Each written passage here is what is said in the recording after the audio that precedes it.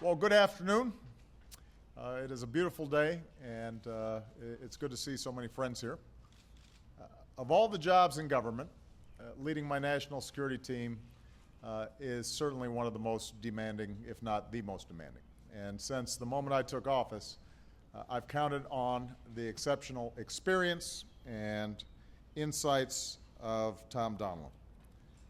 Nearly every day for the past several years, I've started each morning with Tom leading the presidential daily brief. Hundreds of times, a sweeping assessment of global developments and the most pressing challenges. As my national security advisor, his portfolio is literally the entire world. He's deftly advanced our strategic foreign policy initiatives while at the same time having to respond to unexpected crises, and that happens just about every day. He's overseen and coordinated our entire national security team across the government, a Herculean task.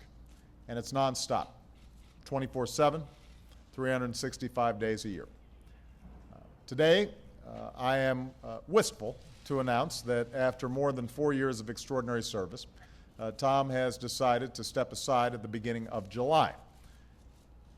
And I am extraordinarily proud to announce my new national security advisor, our outstanding ambassador to the United Nations, Susan Rice, as well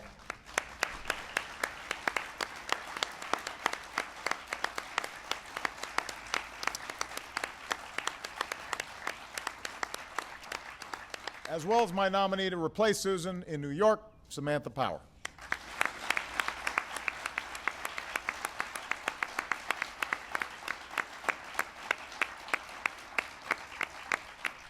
Now, when I first asked Tom to join my team, I knew I was getting one of our nation's premier foreign policy leaders, somebody with a deep sense of history and a keen understanding of our nation's place in the world. He shared my view that in order to renew American leadership for the 21st century, we had to fundamentally rebalance our foreign policy. And more than that, he knew how we could do it. See, Tom's that rare combination of the strategic and the tactical. He has a strategic sense of where we need to go, and he has a tactical sense of how to get there. Moreover, Tom's work ethic is legendary. He began his public service in the Carter White House when he was just 22 years old. And somehow he has been able to maintain the same drive and the same stamina and the same enthusiasm and reverence for serving in government. He's helped shape every single national security policy of my presidency, from forging a new national security strategy rooted in our economic strength here at home to ending the war in Iraq. Here at the White House, Tom oversaw the operation that led us to bin Laden. He's helped keep our transition on track as we wind down the war in Afghanistan. At the same time, Tom has played a critical role as we've bolstered the enduring pillars of American power, strengthening our alliances from Europe to Asia, enhancing our relationship with key powers, and moving ahead with new trade agreements and energy partnerships. And from our tough sanctions on Iran to our unprecedented military and intelligence cooperation with Israel, it's true. From New START with Russia to deeper partnerships with emerging powers like India to stronger ties with the Gulf states, Tom has been instrumental every step of the way. I'm especially appreciative to Tom for helping us renew American leadership in the Asia Pacific, where so much of our future security and prosperity will be shaped. He's worked tirelessly to forge a constructive relationship with China that advances our interests and our values. And I'm grateful that Tom will be joining me as I meet with President Xi of China this week. And finally, Tom, I'm personally grateful for your advice, for your counsel, and most of all for your friendship. Whenever we sit down together, whether it's in the Oval Office or the Situation Room, I do so knowing that you have led a rigorous process, that you've challenged assumptions, that you've asked the tough questions, that you've led an incredibly hard-working national security staff, and presented me with a range of options to advance our national interests. A president can't ask for anything more than that, and this is a testament to your incredible professionalism, but also your deep love of country. I know that this relentless pace has meant sacrifices for your family.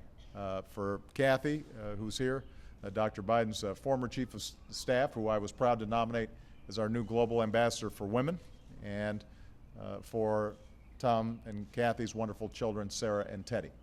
So today I want to publicly thank all the Donilons for their abiding commitment to public service that runs through the family.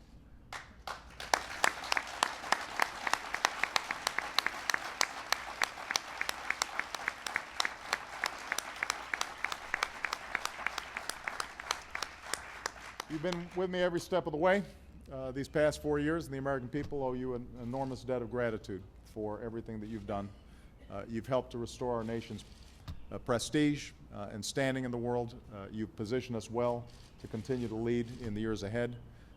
I think that Tom Donilon has been one of the most effective national security advisors our country has ever had, and he's done so without a lot of fanfare and a lot of fuss. So, Tom, on behalf of us all, thank you for your extraordinary service.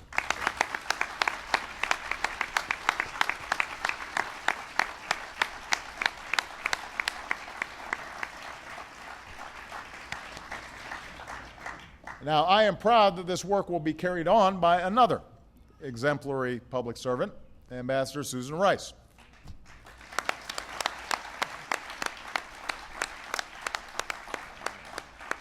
Susan was a trusted advisor during my first campaign for president. She helped to build my foreign policy team and lead our diplomacy at the United Nations in my first term.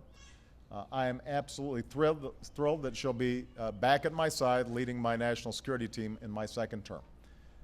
With her background as a scholar, Susan understands that there's no substitute for American leadership. She is at once passionate and pragmatic. I think everybody understands Susan is a fierce champion for justice and human dignity, but she's also mindful that we have to exercise our power wisely and deliberately. Having served on the National Security Council staff herself, she knows how to bring people together around a common policy and then push it through to completion so that we're making a difference where it matters most, here in the country that we've pledged to defend and in the daily lives of people we're trying to help around the world. Having served as an Assistant Secretary of State, she knows our policies are stronger when we harness the views and talents of people across government. So Susan's the consummate public servant, a patriot who puts her country first. She is fearless, she is tough, she has a great tennis game and a pretty good basketball game.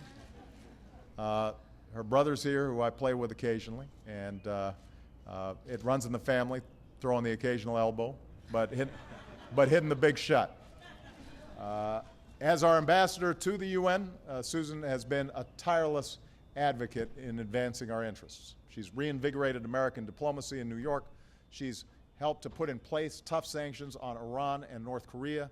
She has defended Israel. She has stood up for innocent civilians from Libya to Cote d'Ivoire. She has supported an independent South Sudan. She has raised her voice for human rights, including women's rights. Put simply, Susan exemplifies the finest tradition of American diplomacy and leadership. So thank you, Susan, for being willing to take on this next assignment. I'm absolutely confident that you're going to hit the ground running. And I know that after years of commuting to New York, while Ian, Jake, and Maris stayed here in Washington, you will be the first person ever in this job who will see their family more by taking the National Security Advisor's job.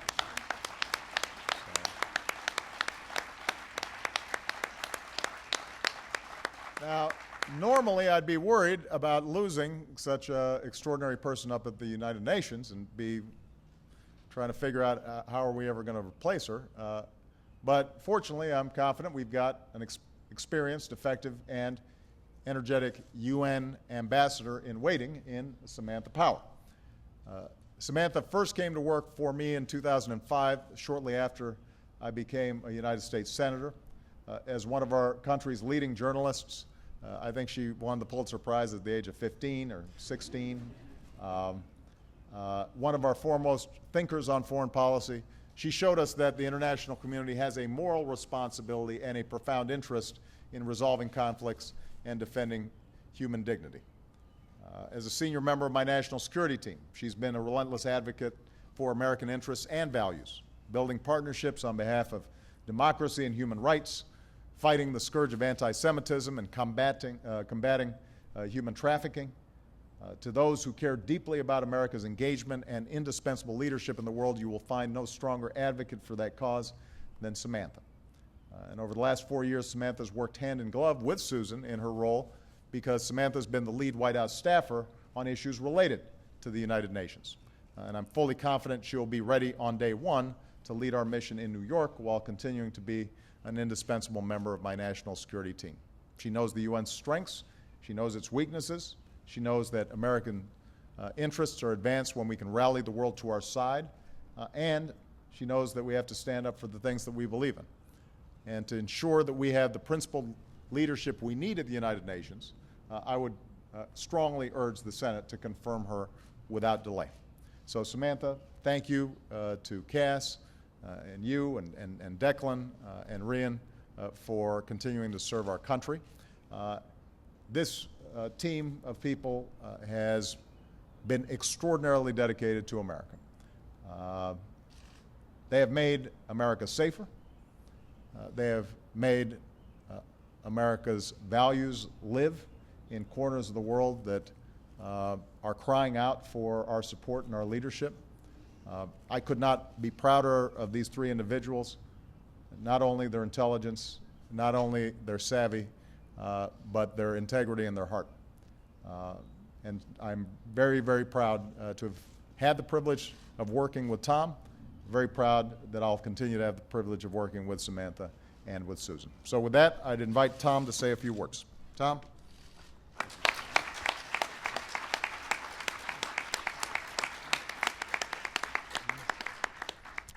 Thank you, Mr. President. You mentioned the many hours that we've worked together in the Situation Room, put together here by John Kennedy without windows. No windows. No windows. So I would first like to thank you for this rare opportunity to be outside and experience the natural light. You also mentioned how I began my public service here under President Carter in 1977 when I was 22 years old. And I still remember leaving at the end of the day, walking up West Executive Drive past the office of then National Security Advisor Zbigniew Brzezinski, and looking up at the windows of the White House, the lights always on in Zbig's office, no matter how late. And I think to myself, don't those guys ever go home? And now, these many years later, I finally have the answer. No, they don't go home very much, at least not as often or as early as their spouses and families would like. Mr. President, to serve in this capacity where we've had the opportunity to protect and defend the United States, to improve the position of the United States in the world, has been the privilege of a lifetime. To serve during your presidency, however, is to serve during one of the defining moments in our nation's history. This is because of your vision, your principled leadership, your commitment to defending our interests and upholding our ideals. Those many hours of meetings and briefings have given me the opportunity to see you as few people do, behind closed doors, away from the cameras, when a leader's character is revealed. And with your permission, I'd like to take this opportunity to share a little bit of what I've seen. First, I've seen you make the most difficult decisions a commander-in-chief can make, the decision to send our men and women in uniform into harm's way. I've seen the great care with which you have weighed these grave decisions, and I've seen your devotion to the families of our men and women in uniform. I have seen your fierce patriotism, your love of our country.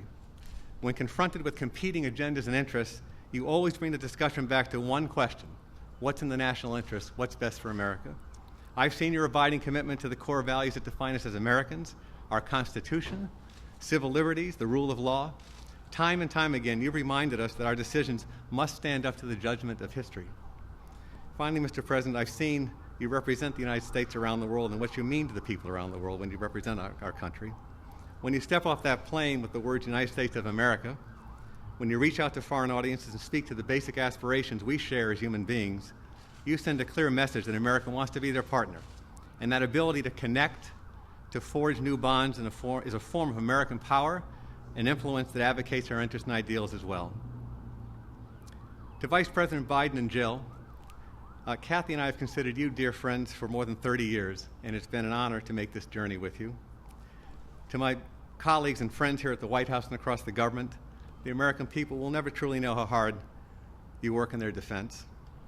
To my longtime partners in the senior leadership of the National Security Council, Dennis McDonough, John Brennan, Tony Blinken, Lisa Monaco, Mike Froman, Ben Rhodes, and Brian McEwen. I could not have asked for better brothers or sisters in this effort.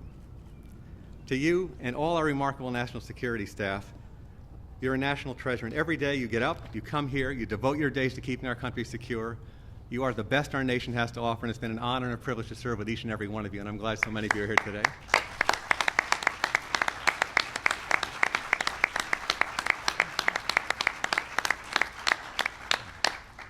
And to my friends and colleagues, Susan and Sam, congratulations. The nation is fortunate to have leaders of your intellect, compassion, character, and determination. Susan, you'll be an outstanding national security advisor. Sam, you'll be an outstanding ambassador to the United Nations, and we really appreciate your willingness to do this.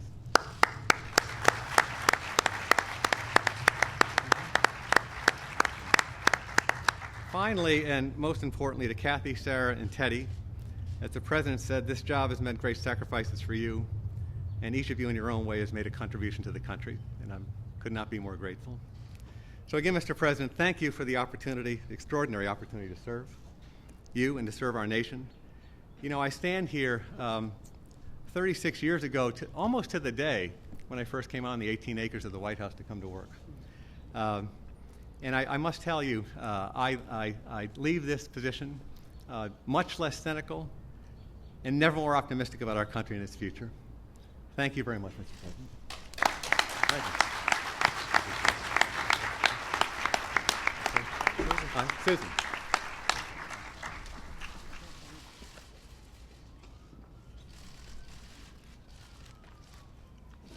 Mr. President, thank you so much. I'm deeply honored and humbled to serve our country as your national security advisor.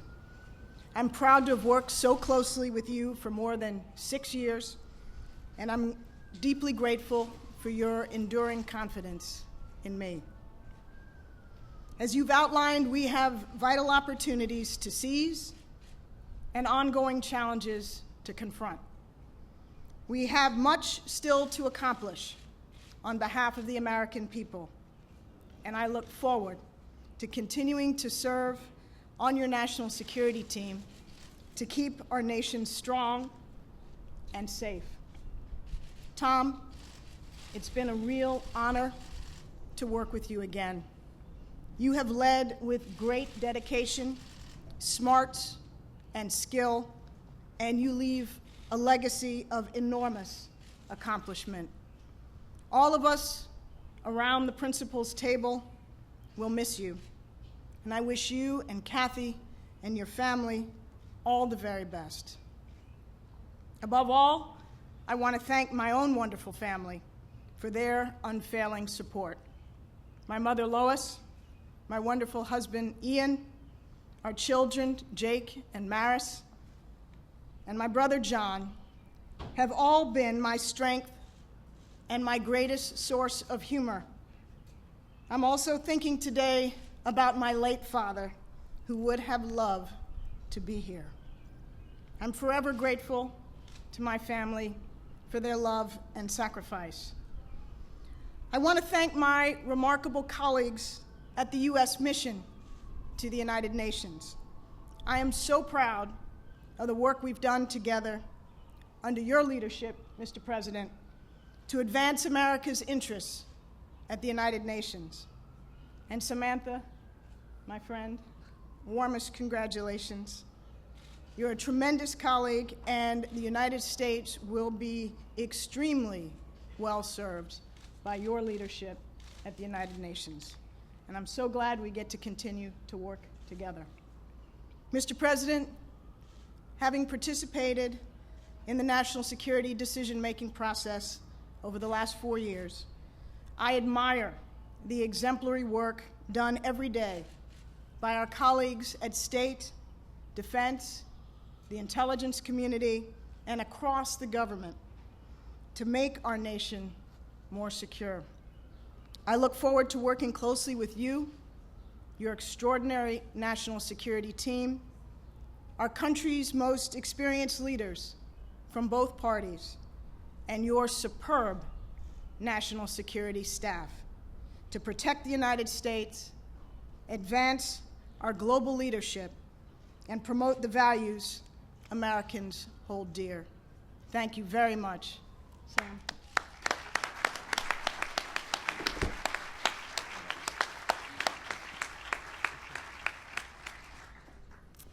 Thank you, Mr. President. From the day I met you, and you told me that you had spent a chunk of your vacation reading a long, dark book on genocide, I knew you were a different kind of leader, and I knew I wanted to work for you.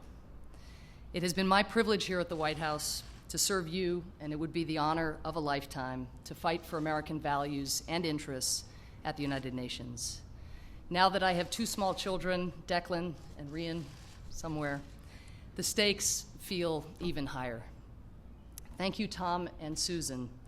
I consider myself immensely fortunate these last 4 years to have collaborated with both of you. There are no more dedicated professionals on this earth, no more strategic stewards of our foreign policy than these two individuals. And I'm honored and immensely humbled to share the stage with you. I moved to the United States from Ireland with my parents, who are here, when I was 9 years old. I remember very little about landing in Pittsburgh, except that I was sure I was at the largest airport in the history of the world. I do remember what I was wearing, a red, white, and blue stars and stripes t-shirt. It was the t-shirt I always wore in Ireland on special occasions. Even as a little girl with a thick Dublin accent who'd never been to America, I knew that the American flag was the symbol of fortune and of freedom. But I quickly came to learn that to find opportunity in this country, one didn't actually need to wear the flag, one just needed to try to live up to it.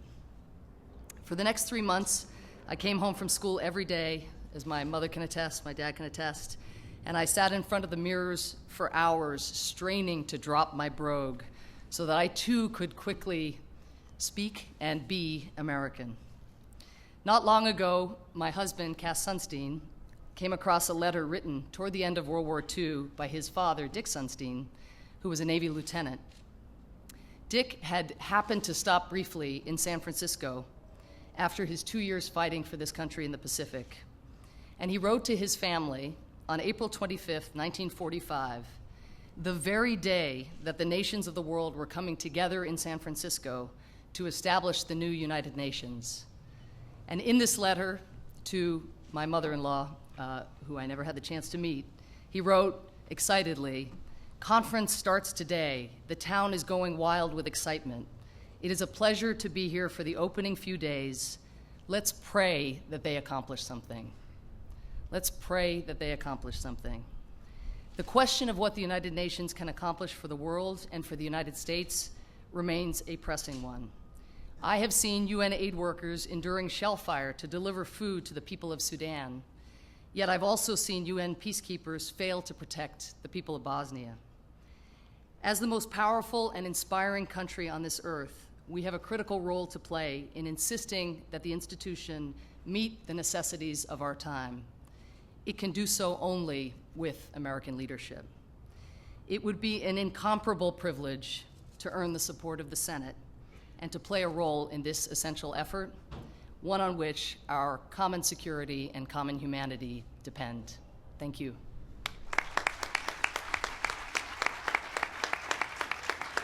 Thank you, everybody.